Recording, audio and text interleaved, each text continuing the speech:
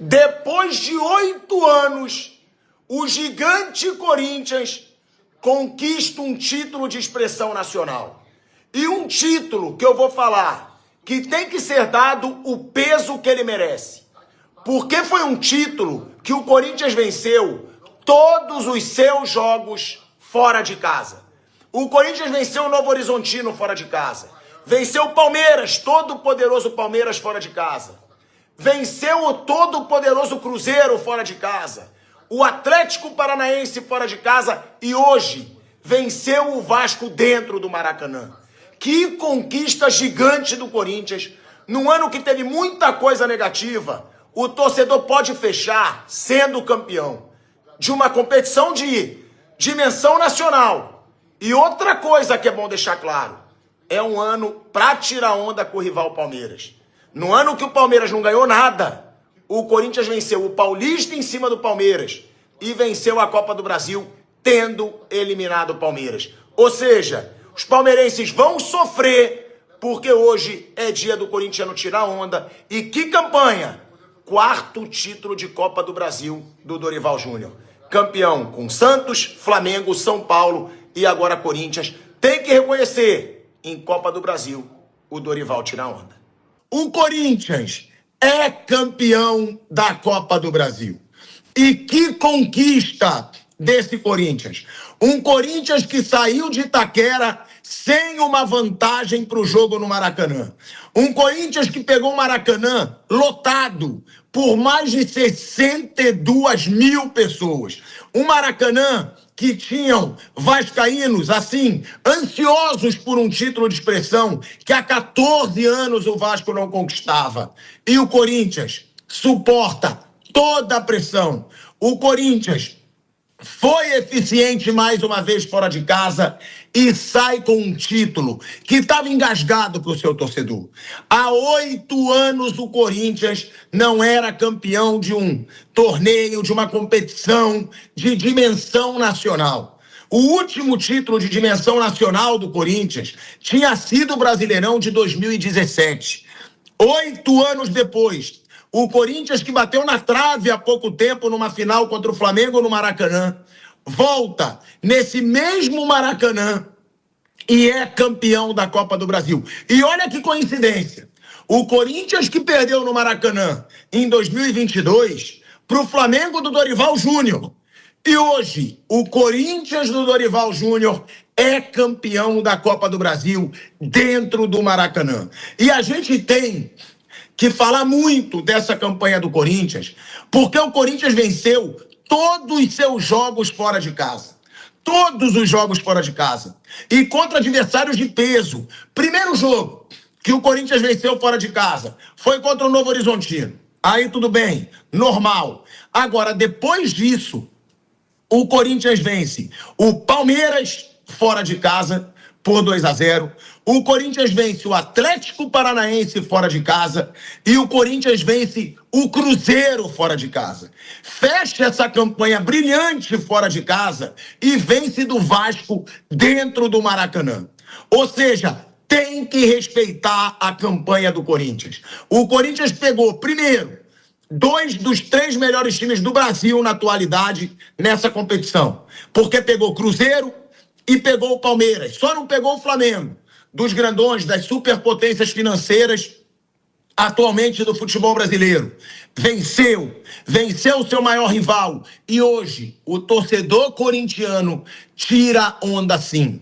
Tira onda não só porque é campeão da Copa do Brasil, mas tira onda porque num ano em que o seu grande rival, junto com o São Paulo e com o Santos, gastou 700 milhões de reais em reforços, quem ganhou título foi o Corinthians.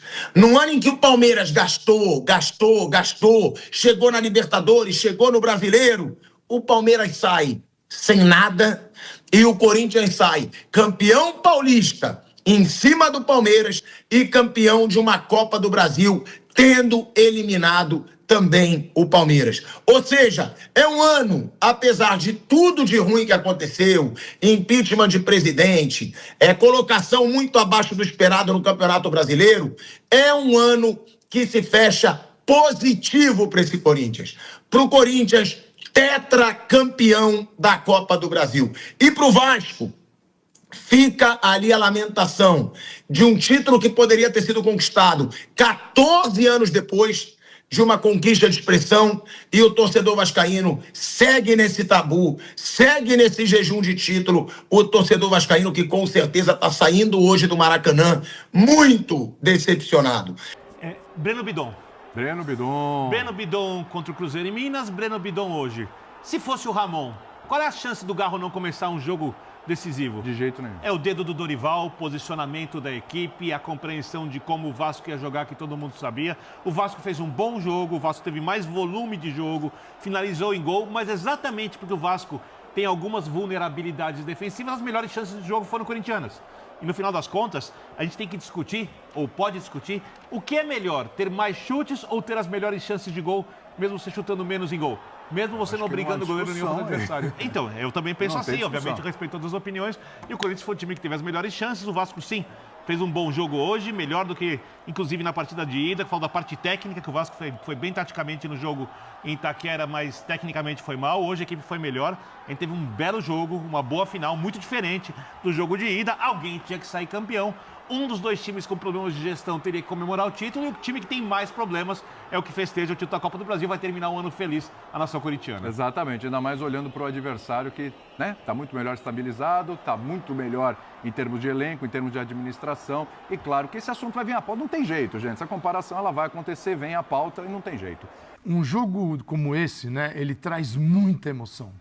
E em meio a essa emoção toda, da primeira partida e da segunda, você tem um jogo de futebol para ser jogado, e 2 partidas. É claro que o clima de mata-mata, ele é imbatível. Isso não dá para comparar o clima. A gente compara o que cada campeonato gera, né? Os pontos corridos, eles favorecem um tipo de conduta, o mata-mata outra, e a gente tem um monte de mata-mata e um campeonato só de pontos corridos. Então, no meio dessa emoção toda, aí é muito mais fácil ficar com o resultado. Não estou falando que ele foi injusto. Estou dizendo que o resultado, às vezes, a gente tende a explicar o confronto pelo resultado. O Vasco, que é o perdedor, não foi mal nos 2 jogos. O Vasco teve uma postura corajosa, organizada, para ficar com quem perdeu primeiro. Isso aconteceu na Neoquímica, quando o Vasco leva ao Corinthians um problema, o Corinthians poderia até imaginar, mas não poderia prever que fosse tão duro, que é impedir o Corinthians de sair jogando. Foram 61 bolas longas do Corinthians no jogo de Itaquera. Por quê? Porque ele se viu sem condição de sair. Hoje, foram 66. Foi até mais. Só que hoje ele estava previsto. Hoje ele tinha previsto o seguinte: não deixa a bola aqui atrás o tempo todo, porque você vai chamar o Vasco para uma pressão que ele tranca os laterais, ele tranca a saída pelo centro, e aí? No Maracanã, o Corinthians usou as bolas longas. E bolas longas, como no primeiro, bola perfeita, que já era o primeiro gol. Mas a gente tem muito mais para analisar ao longo desse programa aqui. Que ano para o torcedor do Corinthians, né? Porque um ano que tem transfer ban, você não pode contratar, você tem 2 contratações na temporada inteira.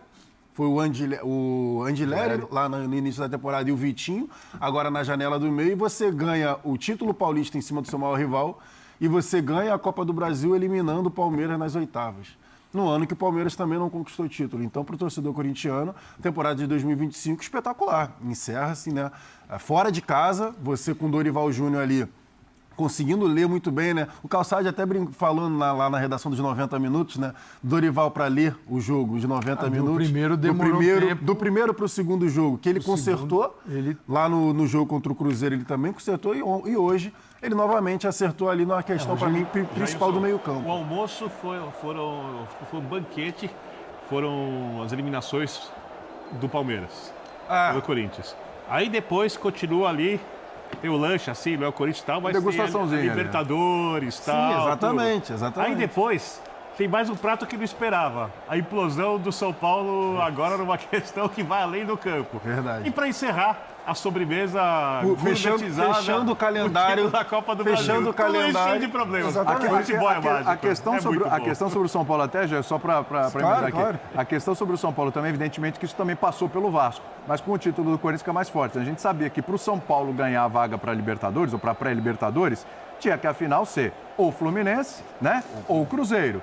O Corinthians sendo campeão, repito, isso também passou pelo Vasco. Mas o Corinthians sendo campeão, morreu a oitava vaga, já tinha morrido. Mas ainda com o título do Corinthians, ele tira a possibilidade de São Paulo ir para a Libertadores. Então, assim, é um negócio de louco, coisas do futebol mesmo. O Corinthians tinha hoje em campo, o Dorival colocou em campo, e perfeito que ele saca o Garro, porque ele precisava de um time com mais mobilidade para aguentar o sufoco que seria no Maracanã. Porque o Vasco já sabia que continuaria a jogar a partida de Itaquera. Mesma postura, mesma equipe, pressionando o Corinthians. O Vasco, se não teve medo da bola longa em Itaquera, não teria no Maracanã, embora tenha sofrido com ela hoje. O Ranieri, e não né? sofreu em Itaquera. O que ele fez, o Dorival, né? Ele vem com o jogo contra o Cruzeiro, vitória fora de casa contra o Cruzeiro. O Corinthians jogou no meio de campo sem o Garro, que não podia jogar. Ele tinha Carrilho, Martínez, Maicon e Bidon.